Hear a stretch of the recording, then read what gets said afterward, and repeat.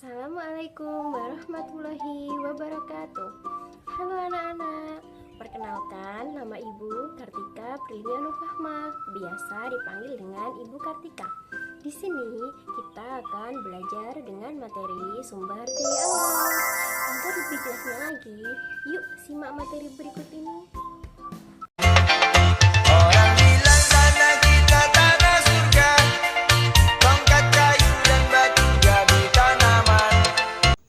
Ada yang tahu penggalan lagu tersebut?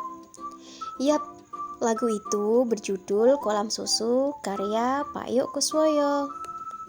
Lagu ini menggambarkan tanah Indonesia yang subur dengan sumber daya alam yang melimpah. Apa itu sumber daya alam? Sumber daya alam adalah segala sesuatu yang berasal dari alam. Sumber daya alam digunakan manusia untuk memenuhi kebutuhan dan kesejahteraan hidupnya. Berdasarkan asalnya, sumber daya alam dibagi menjadi sumber daya alam hayati dan non-hayati. Sumber daya alam hayati berasal dari makhluk hidup, misalnya hewan, tumbuhan, minyak bumi, batu bara, dan gas alam. Sebaliknya, sumber daya alam non-hayati bukan berasal dari makhluk hidup, misalnya cahaya matahari, udara, air, dan tanah. Berdasarkan ketersediaan yang di alam, dibagi menjadi sumber daya alam yang dapat diperbarui dan tidak dapat diperbarui. Sumber daya alam yang dapat diperbarui akan ada secara terus-menerus, seperti cahaya matahari, tanah, air, dan udara. Atau sumber daya yang bisa dikelola agar jumlahnya makin banyak, seperti hewan dan tumbuhan. Nah, sebaliknya, sumber daya alam yang tidak dapat diperbarui jumlahnya terbatas dan akan habis jika dipakai secara terus-menerus. Contohnya, bahan tambang, gas alam, minyak bumi, dan batu bara. Sumber daya alam dapat dimanfaatkan untuk banyak kebutuhan kita loh teman-teman. Bagian tumbuhan dan hewan dapat diolah sebagai bahan makanan, misalnya sayur mayur, buah-buahan, kacang-kacangan, ikan, dan beras. Selain sebagai makanan, bagian tumbuhan dan hewan juga dapat diolah sebagai kain, contohnya kapas untuk kain katun, bulu domba untuk wol, kepompong ulat sutra untuk kain sutra, dan kulit sapi untuk jaket kulit.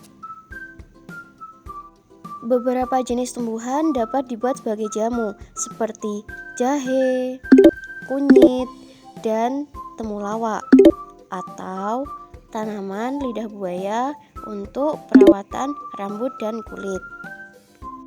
Nah, sekarang kalian sudah lebih tahu ya tentang sumber daya alam. Sekarang gimana nih biar lebih bijak dalam memanfaatkan sumber daya alam tersebut? Pertama, tidak membuang sampah sembarangan, karena hal ini dapat menyebabkan lingkungan menjadi tercemar dan udara di sekitar menjadi tidak sehat.